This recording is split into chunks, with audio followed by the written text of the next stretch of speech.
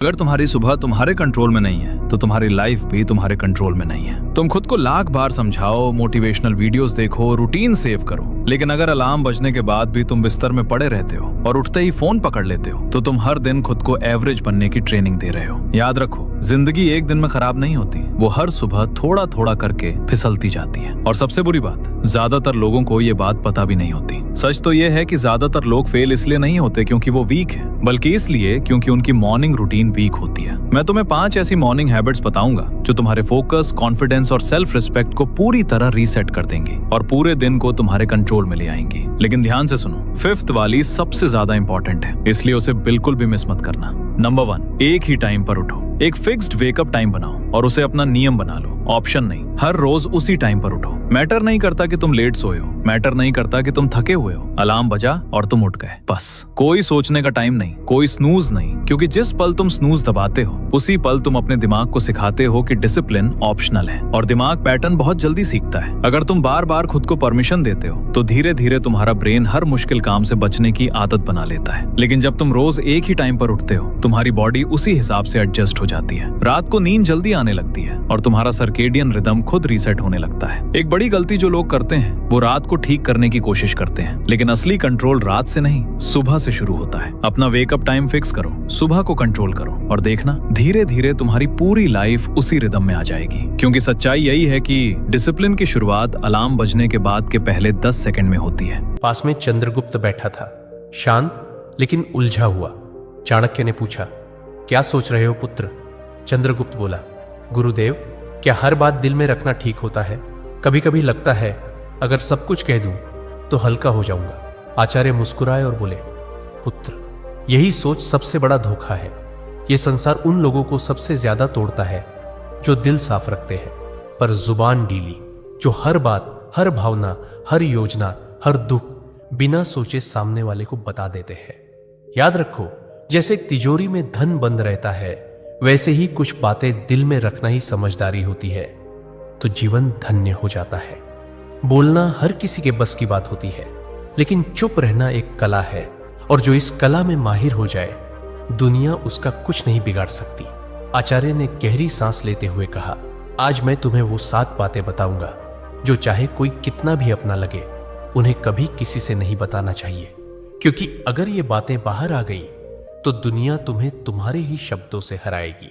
तो चलो, मैं तुम्हें बताता हूं वो 7 गुप्त बातें जिन्हें अगर तुमने छुपा लिया तो जिंदगी में परेशानी दूर दूर तक भटकती भी नजर नहीं आएगी। पहली बात, घर परिवार की समस्याएं किसी को मत बताओ। आचार्य चाणक्य ने कहा, जीवन की सबसे पहली नीति यही है कि अपने घर की परेशानियां कभी भी बाहर वालों को मत बताओ। चाहे झगड़ा हो, मतभेद हो या कोई निजी तकलीफ, उसे घर के बाहर जाहिर मत करो।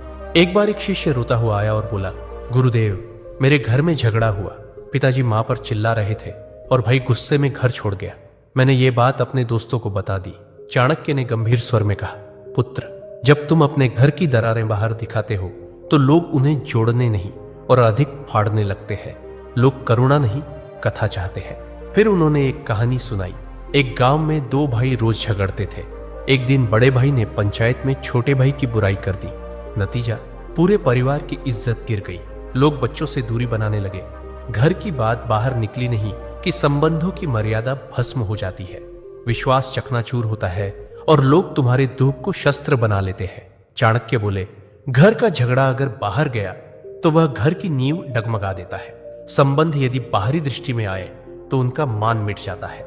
इसलिए चाहे हालात कितने भी बिगड़े, अपने घर की बातों को केवल अपनों तक ही सीमित रखो, क्योंकि बाहर की दुनिया है तब हमारा पहला थॉट क्या होता है? यार सिर्फ 5 मिनट और सो जाता हूँ। फिर वो 5 मिनट कब 1 घंटा बन जाता है पता ही नहीं चलता। और उसके बाद शुरू होती है पूरे दिन की भाग दौड़, थकान, ब्रेन फॉग और फोकस 0। लेकिन दूसरी तरफ कुछ लोग ऐसे भी होते हैं जो सुबह उठते ही फुल एनर्जी में होते हैं और उनका दिमाग लेजर की तरह शार्प होता है। तो आखिर ऐसा क्यों? क्या उनके पास कोई सुपर पावर है? नहीं, उन्हें सिर्फ अपने दिमाग की न्यूरोकेमिस्ट्री को हैक करना आता है। मैं आपको इस वीडियो में कोई नॉन प्रैक्टिकल बातें या सुबह 4 बजे उठो वाला ज्ञान नहीं देने वाला। मैं आपको बताने वाला हूँ वो साइंस बैक्ड मॉर्निंग हैबिट्स जो आपके हार्मोन्स, स्पेसिफिकली डोपामीन, कोर्टिसोल और एडेनोसिन को आपके फेवर में काम करने पर मजबूर कर देंगी। अगर आपने अपने दिन के पहले 60 मिनट्स इन हैबिट्स को फॉलो करके ठीक कर लिया ना, तो आपका बाकी का पूरा दिन अपने आप ट्रैक पर आ जाएगा। और इसमें से तीसरी हैबिट तो आप ऑलरेडी रोज फॉलो करते हो, पर बिल्कुल गलत तरीके से,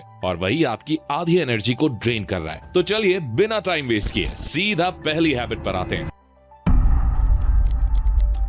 आप उठते ही सबसे पहला काम क्या करते हो? आंख खुलती नहीं और हाथ सीधा फोन पर जाता है। इंस्टाग्राम, व्हाट्सएप या ईमेल्स। हमें लगता है हम सिर्फ नोटिफिकेशंस चेक कर रहे हैं, पर असल में हम अपने दिमाग के साथ एक बहुत डेंजरस गेम खेल रहे हैं। साइंस कहती है कि जब हम उठते हैं तो हमारा दिमाग थीटा और अल्फा ब्रेन वेव्स के स्टेट में होता है। ये वो स्टेट है जहां हमारा सबकॉन्शियस माइंड सबसे ज्यादा रिलैक्स्ड और क्रिएटिव होता है। लेकिन जैसे ही आप उठते ही किसी दूसरे की लाइफ, नेगेटिव न्यूज या फिर स्ट्रेसफुल ईमेल्स देखते हो ना, आपका दिमाग तुरंत बीटा स्टेट यानी हाई अलर्ट मोड में चला जाता है। और इससे भी बड़ी प्रॉब्लम है डोपामीन स्पाइक। सुबह सुबह रील स्क्रॉल करने से आपके दिमाग को इतनी जल्दी चीप डोपामिन मिल जाता है कि बाकी पूरे दिन आपको किसी भी जरूरी काम में मजा ही नहीं आता। आपका मोटिवेशन सुबह बिस्तर में ही खत्म हो जाता है। तो फिर करना क्या है? अगले 7 दिन के लिए उठने के बाद पहले 30 मिनट तक अपने फोन को डू नॉट डिस्टर्ब पर ही रहने दो। ये 30 मिनट्स आपके अपने हैं। इस टाइम में आप बेड बनाओ, पानी पियो या सिर्फ आराम से बैठो। शुरू में थोड़ी अजीब सी बेचैनी जरूर होगी क्योंकि दिमाग फोन मांगेगा, पर 3 दिन बाद जो मेंटल क्लैरिटी आपको फील होगी ना, जब ये विड्रॉल सिम्टम्स क्लियर हो जाएंगे, आप खुद